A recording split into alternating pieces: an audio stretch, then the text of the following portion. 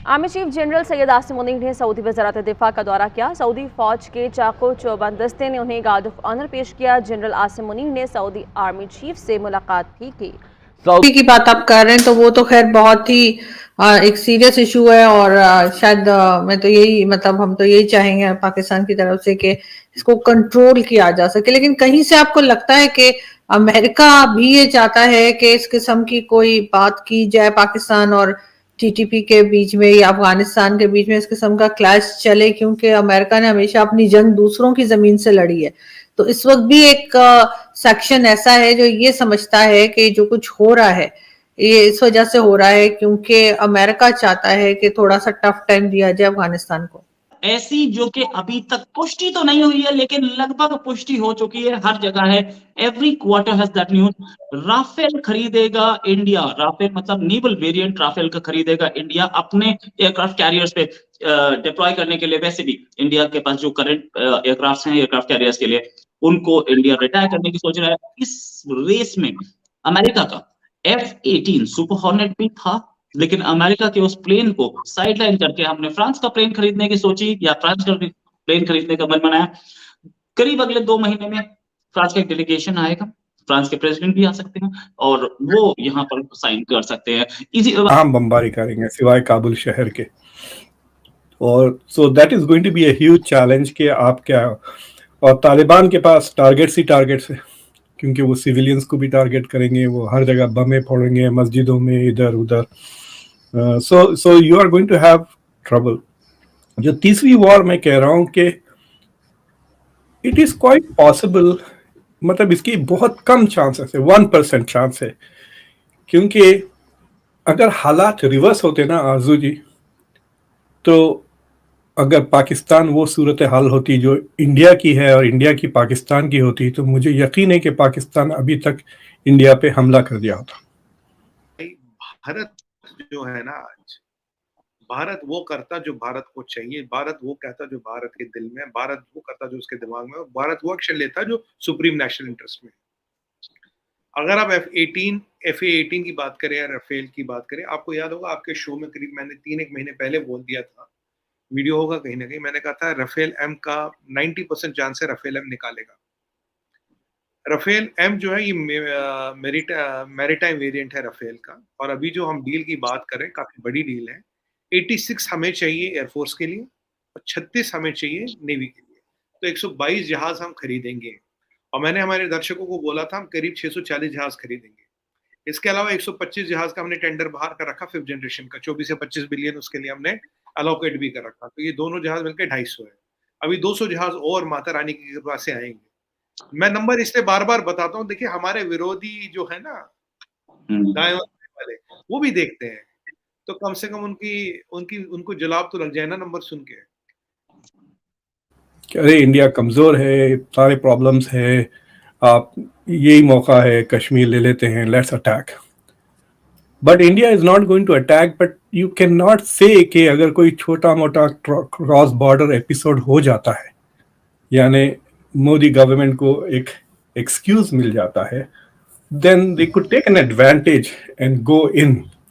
In fact अगर वो attack भी ना करे, अगर थोड़ी बहुत मोबिलाइजेशन कर ले बॉर्डर पर, LOC पर, तो पाकिस्तान को अपनी फौजें इधर भेजना पड़ेगा, फिर वो लड़ेंगे कैसा तालिबान के साथ। So it's going to be a huge security problem Pakistan के लिए।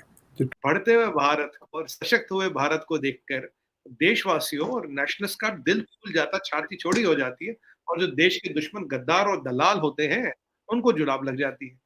अच्छी बात है रोहित भाई, लगना चाहिए। अब यहाँ क्या है, यहाँ आप एक देखेंगे, ये जो अब मैं आपको ले जाऊंगा पीछे, और ये आपने सही बोला था, फ्रांस के राष्ट्रपति आएंगे, मैक्रोन साहब आएंगे, हमारे मित्र हैं, मार्च में तब ये डील साइन होगी। यहाँ 5 कंपनियां आई थी अपने, जिन्होंने हमने ट्रायल दी। मैं पाकिस्तान मीडिया पे कई बार बोल चुका हूँ, 5 कंपनियां आ रही जहाज देने, तुम्हें शुभ समाचार जल्दी सुनाऊंगा, मिठाई खिलाऊंगा तुम्हें। तो दैट इज वन चैलेंज। और एक जो म्यूचुअल है वो क्रिकेट का है। आपके पास एशिया कप है, हमारे पास वर्ल्ड कप है। Asia Cup is scheduled for September, World Cup is scheduled for October. अब देखना है कि क्या होता है, will India go to Asia, मतलब 2 जय सिंह जो इंडिया के अमित शाह के बेटे हैं, सेक्रेटरी ऑफ बीसीसीआई, उन्होंने कह दिया कि India is not going to go there, they have to maybe even move. तो क्या लास्ट मिनट पे क्या एशिया कप को मूव करते हैं, तो कहाँ मूव करेंगे, वही दुबई वगैरह। विल दैट हैपन और नॉट? और अगर इंडिया नहीं जाता एशिया कप खेलने पाकिस्तान में, तो क्या पाकिस्तान भी नहीं आएगा वर्ल्ड कप खेलने इंडिया में? Those are some interesting issues. और मेरे ख्याल से वो उसकी सियासत शायद जुलाई तक हमको पता नहीं चलेगा कि व्हाट, मतलब बेसिकली ऊंट किस कवर बैठता है, we will know that only in July. और एमओयू में ये था कि जो राफेल है, अगर राफेल सिलेक्ट होता, राफेल का इंजन यहाँ बनेगा, राफेल का 50% कंपोनेंट रोहित भाई इंडिया में बनेगा, 50% जहाज इंडिया में बनेगा, वहां से पार्ट्स आएंगे, असेंबल यहाँ होगा, आपकी बार उड़ के नहीं आएगा राफेल। तीसरी बात, यहाँ पूरी जो असेंबली लाइन है यहाँ ट्रांसफर की जाएगी, तीसरी इंपॉर्टेंट बात है। चौथी बात, इंडिया को बनाया जाएगा MRO hub for Rafale. MRO मतलब maintenance, repair and operations hub. The picture is like a tale of two entirely different cities, कह सकते हैं आप। बिल्कुल ऐसा जैसा कि एक जगह रोशनी ही रोशनी, एक जगह अंधेरा ही अंधेरा नजर आ रहा है।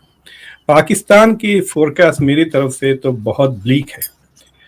Pakistan will be lucky if it has only 2 wars। 2 जंगें तो जरूर होंगी, एक तालिबान अफगानिस्तान के साथ और एक टीटीपी के साथ, जिसको वी शुड अज्यूम के शुरू हो गई है, तहरीक तालिबान पाकिस्तान के साथ। और ये जंगें are the kind of wars जो कब शुरू हुई और कब खत्म हुई नहीं पता चलेगा, which means they will prolong because it will be low intensity. दूसरी चीज ये है कि आपके पास मिलिट्री एडवांटेज तो होगा, लेकिन आपके पास जो एयरलाइंस की हब है इंडिया होनी चाहिए। इंडिया हब क्यों नहीं है? इंडिया हब इसलिए नहीं है क्योंकि हमारे पास एमआरओ नहीं है, मेंटेनेंस, रिपेयर एंड ऑपरेशन। जब एमआरओ आएगा तो फाइटर्स की भी और जो ट्रांसपोर्टर्स भी है और जो नॉर्मल भी है, उनका हब हम यहाँ बनेंगे। उससे रोहित भाई क्या होगा, जब हम यहाँ बनेंगे, इससे हमारे एम्प्लॉयमेंट जारी होगी, एम्प्लॉयमेंट होगी, टेक्नोलॉजी और ट्रांसफर ऑफ टेक्नोलॉजी। हाँ, ये राफेल जो आएगा ट्रांसफर ऑफ टेक्नोलॉजी पे आएगा, टेक्नोलॉजी ट्रांसफर होगा। एमआरओ का बिजनेस आने वाले टाइम में 500 बिलियन से $1 ट्रिलियन का है। $1 ट्रिलियन, सुनिएगा, अभी हमारा जीडीपी 3.5 ट्रिलियन है, 500 बिलियन से $1 ट्रिलियन इज एमआरओ। अभी एमआरओ का मार्केट ले रहा, सिंगापुर ले रहा, हांगकांग, उनके हमारे फैसिलिटीज है। और एक बहुत बड़ा बिजनेस होता है passenger to cargo and cargo to passenger converter. 2023 India के लिए from a foreign policy perspective तो 2 बहुत ही अहम अपॉर्चुनिटीज है इंडिया के सामने, जो G20 का कॉन्फ्रेंस है, समिट है, और SCO शंघाई कोऑपरेशन ऑर्गेनाइजेशन। मैं बार बार दोहराता हूँ, G20 की जो समिट है, सिर्फ नवंबर में जो इवेंट हो रहा है, दैट इज द कल्मिनेशन। जो रियल चीज है, जो 200-250 कॉन्फ्रेंसेस अब इंडिया में होंगी, all over India, and so the public sector, private sector, government sector, non profit sector, ये सारे सेक्टर से लोग आएंगे India from G20 countries to discuss various problems. तो एक किस्म से इंडिया की नुमाइश होगी इंटरनेशनली। देखिए, हम ऐसे हैं, we can offer leadership, we are a rising economy, आप यहाँ पे इन्वेस्ट भी करें, and India is going to promote a lot of that.